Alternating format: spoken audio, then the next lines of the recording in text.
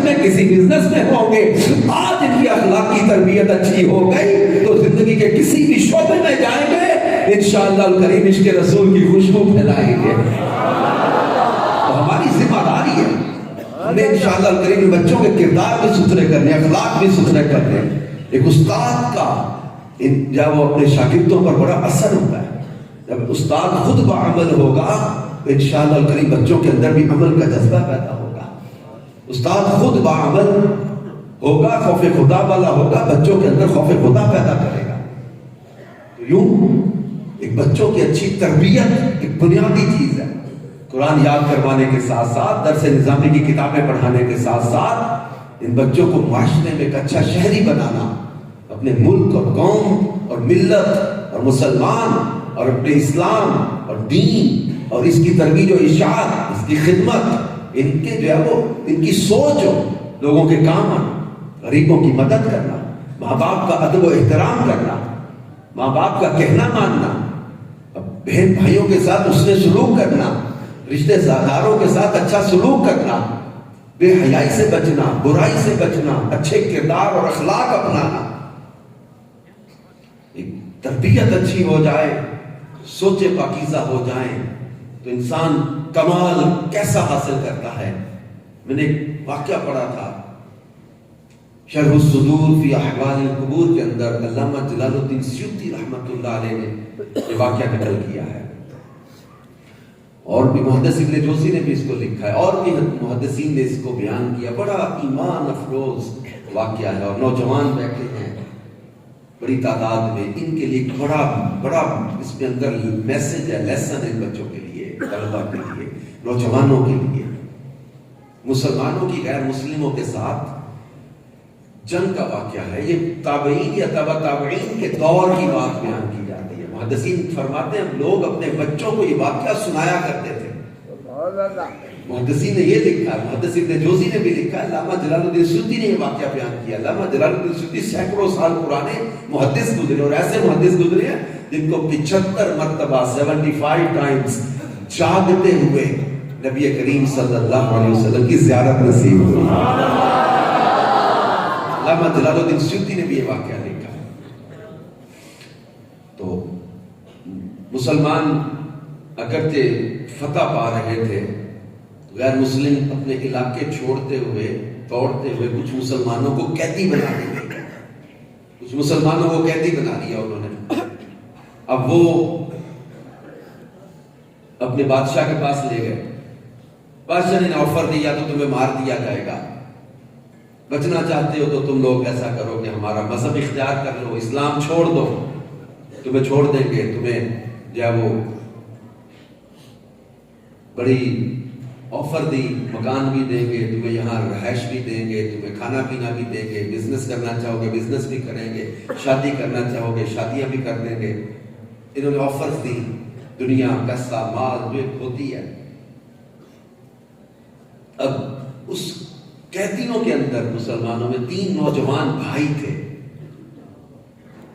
انہوں نے جذبے اور جوش کے ساتھ قرآن کی آیتیں پڑھنا شروع کی اور کہا لوگوں اپنے دین کا سودا دنیا کے لیے نہیں کریں گے، اپنا دین نہیں بیچیں گے، دنیا پیسہ مال یہ کب تک رہے گا، جان تو آخر جانی ہے ایک دن، دنیا کی خاطر اپنے ایمان کا سودا نہیں کرنا۔ انہوں نے کہا جی ہم تو دین نہیں چھوڑیں گے۔ لوگوں کو بھی جذبہ دلا، قرآن کی آیتیں پڑھ کر اللہ فرماتا ہے ان الذين قالوا ربنا الله ثم استقاموا تتنزل عليهم الملائكه الا تخافوا ولا تحزنوا وابشروا بالجنه التي كنتم توعدون۔ انہوں نے آیتیں پڑھ کر لوگوں کو جذبہ دلایا، جنہوں نے کہا کہ اللہ ہمارا رب ہے، پھر اس پر قائم رہے۔ تتنزل علیہم الملائکہ، اللہ فرماتا ہے ان پر فرشتے اتار دیتے ہیں جو کہتے ہیں اللہ تخافوا ولا تحزنوا، خوف نہ کر غم نہ کر، وابشروا بالجنۃ التی کنتم توعدون، اور اس جنت کی خوشخبری لو جس کا تم سے وعدہ کیا گیا ہے۔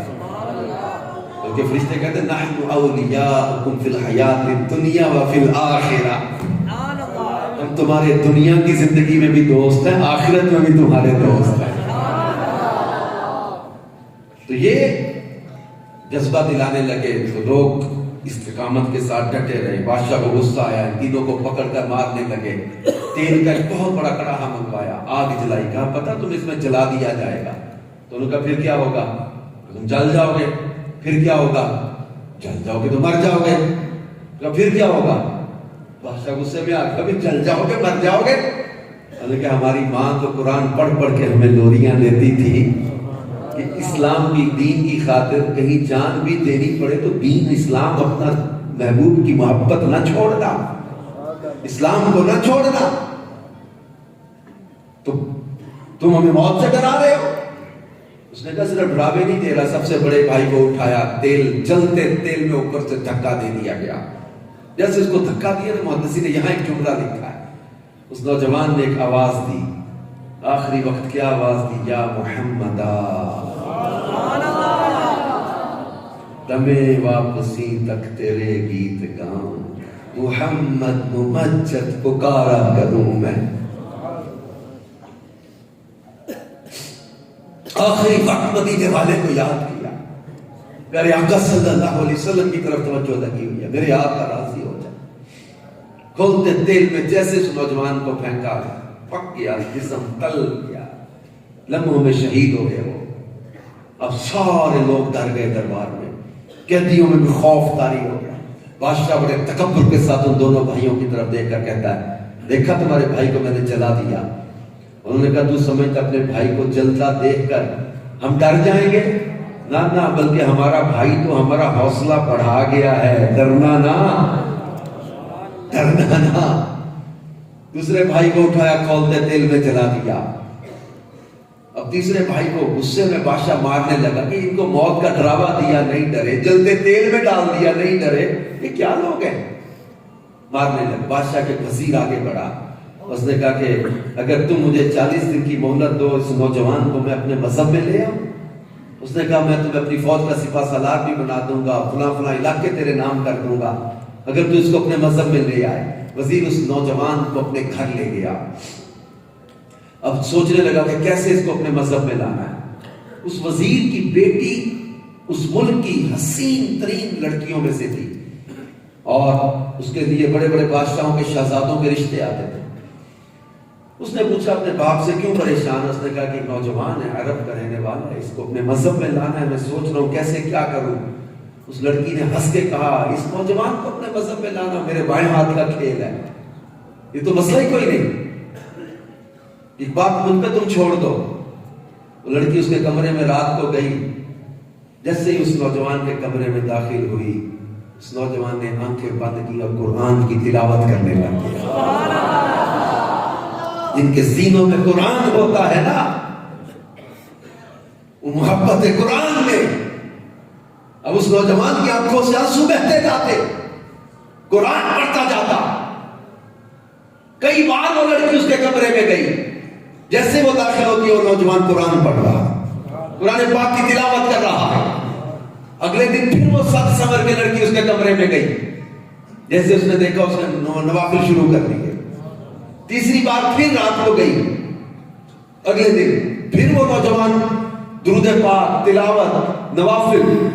اس لڑکی نے کہا لگتا ہے اس کے دونوں بھائی اسی شہر میں چونکہ شہید کیے گئے, لہٰذا اس کا یہاں پر کوئی صدمہ ہے, کیفیت ہے, روئے جا رہا ہے.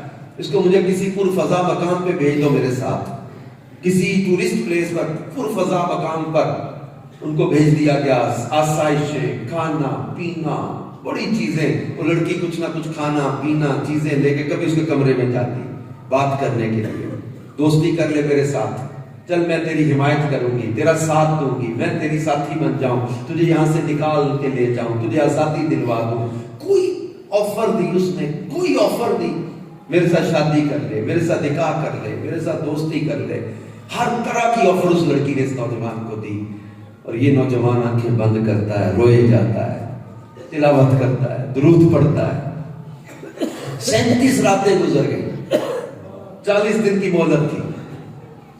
37 دن رات اس لڑکی نے کوشش کی اس کے ساتھ دوستی کرنے کی, بات کرنے کی, اس کو اپنی طرف اٹریکٹ کرنے کی. یہ نوجوان اٹھاتا ہی نہیں نظر. آخر اس لڑکی نے 37ویں رات اس نوجوان کے کندھے سے پکڑ کر جھنجھوڑا اور کہا تو کس مٹی کا بنا ہے؟ تو میری طرف دیکھتا کیوں نہیں؟ پورے روم میں میرے حسن کے چرچے ہیں اور ہر طرح کی دعوت اور آفر لے کر میں تیرے کمرے میں بیٹھی ہوں، ہر طرح کی تجھے آفر کر کے دیکھ لی، تو میری طرف آنکھ اٹھا کر نہیں دیکھتا۔ میں نے کہا میں تیری فیور کروں، تیرا ساتھ دوں، تجھے یہاں سے رہائی دلوا دوں، تو میری طرف دیکھتا تک نہیں۔ اب 37ویں رات وہ لڑکا بولا، اب بولا تو کیا کہنے لگا، تیری طرف تو نوجوانوں نقش کر لینا یہ جملے، وہ کہتا ہے اس لڑکی سے، تیری طرف تو وہ دیکھے جس کا محبوب تجھ سے کم حسین، تیری طرف تو وہ دیکھے جس کا محبوب تجھ سے کم حسین ہو۔ وہ لڑکی رو پڑی اور کہتی کیا مجھ سے بھی زیادہ کوئی حسین لڑکی ہے جسے تو یاد کرتا ہے؟ اس نے کہا لڑکی نہیں ہے۔ وہ اور حیران ہوئی، تو کسے یاد کر کے روتا ہے؟ اس نوجوان نے جو جواب دیا نا، اس کو اگر ایک شعر میں بیان کرنا چاہوں تو یوں کہا جا سکتا ہے کہ وہ نبیوں میں نبی ایسے امام الانبیاء ٹھہرے، حسینوں میں حسین ایسے کہ محبوب خدا ٹھہرے۔ وہ نبیوں میں ایسے نبی کے امام الانبیاء، حسینوں میں حسین ایسے کہ محبوب خدا، اللہ کے محبوب ہے، ایسے حسین، ایسے حسن والے، ایسی شان والے میرے آقا صلی اللہ علیہ وآلہ وسلم ہیں۔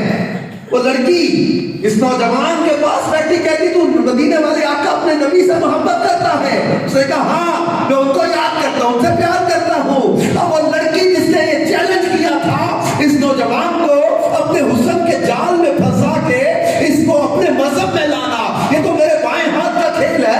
اب وہ لڑکی 37 دن رات کوشش کے باوجود، ہر گناہ کی دعوت، ہر طرح کی آفر کے باوجود اس نوجوان کے قدموں میں بیٹھی ہے اور کہتی ہے کہ نوجوان، جس نبی کی محبت نے تجھے اتنا پاکیزہ بنا دیا، جس نبی کی محبت نے تیرے کردار کو، اخلاق کو، سوچوں کو اتنا پاکیزہ بنا دیا کہ روم کی سب سے حسین لڑکی تیرے کمرے میں بیٹھی ہو اور تم آنکھ اٹھا کر نہ دیکھے۔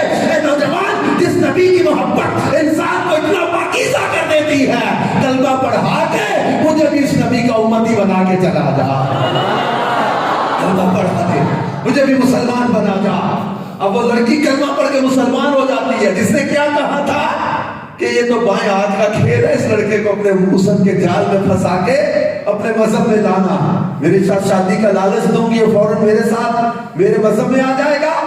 اب وہ لڑکی 37 دن رات کوشش کے بعد اس کے قدموں میں بیٹھی کلمہ پڑھ رہی ہے، اسلام قبول کیا اس نے۔